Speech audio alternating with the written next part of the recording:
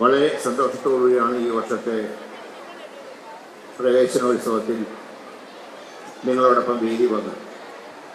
ഇവിടെ പുതിയതായി കുട്ടികൾ കടന്നു വരുമ്പോൾ അവരുടെ സന്തോഷത്തിൽ പങ്കുചേരുന്നതോടൊപ്പം തന്നെ വർഷങ്ങൾക്ക് ശേഷം 7 വർഷങ്ങൾക്ക് ശേഷം നിങ്ങൾ ജനപ്രതിനിധിയായി വീണ്ടും ഈ വിദ്യാലയത്തിലേക്ക് കടന്നു വരാൻ കഴിഞ്ഞതിൽ എനിക്കും വളരെ സന്തോഷമാണ്. 8 വർഷം നിങ്ങളുടെ ജനപ്രതിനിധിയായി പ്രവർത്തിച്ച ഘട്ടങ്ങളിലൊക്കെ നിരവധി തവണ ഈ വിദ്യാലയത്തിൽ ഞാൻ കടന്നു വന്നിട്ടുണ്ട്. ഈ സ്റ്റേജ് ഉൾപ്പെടെ അങ്ങ് MLA ഫണ്ടിൽ നിന്ന് നൽകിയ ഫണ്ട് ഉപയോഗിച്ചാണ് സ്റ്റേജ് ഉൾപ്പെടെ നിർമ്മിച്ചത്. ഇന്ന് ഈ സ്റ്റേജിൽ 3ാമത്തെ മുഖ്യമന്ത്രിയുമായിട്ടാണ് വേദി വന്നത്.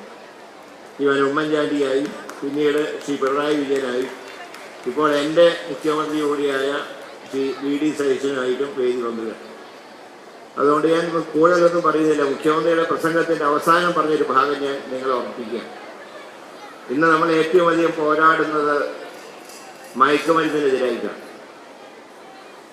കുറേ കാലങ്ങളായി മയക്കുമരുന്നിൻ്റെ ഒരു സ്വാധീനം നമ്മുടെ പല രംഗത്തും കാണുന്നുണ്ട്. പ്രത്യേകിച്ച് വിദ്യാലയങ്ങൾ കേന്ദ്രീകരിച്ച് പോലും മയക്കുമരുന്നിൻ്റെ പ്രവർത്തനങ്ങൾ നടക്കുന്നുണ്ട്.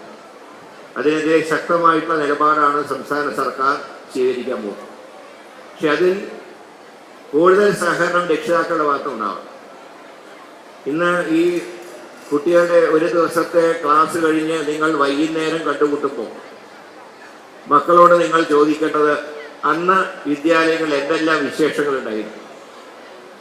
അവരോട് അവർ തുറന്നു പറയുമ്പോൾ എവിടെയെങ്കിലും എന്തെങ്കിലും പാളിച്ചകൾ കണ്ടാൽ നിങ്ങളുടെ കുട്ടികളെ തിരുത്താനും നിങ്ങൾ ശ്രമിക്കണം.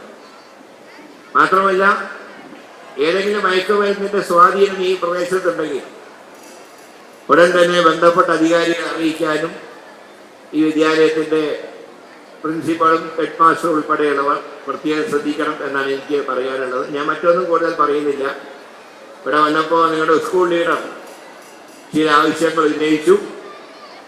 ചെയ്യാൻ കഴിയുന്ന കാര്യങ്ങൾ ചെയ്യും. പക്ഷേ ഒരു വാക്ക് മാത്രം ഇവിടെ നൽകുന്നു. ആദ്യത്തെ MLA ഫണ്ടിൽ നിന്ന് ഈ വിദ്യാലയത്തിന് ഒരു ബസ് കൂടെ അനുവദിക്കുന്നതാണ് എന്നുകൂടെ പറഞ്ഞുകൊണ്ട് എല്ലാ കുട്ടികൾക്കും നന്മ നേരുന്നു.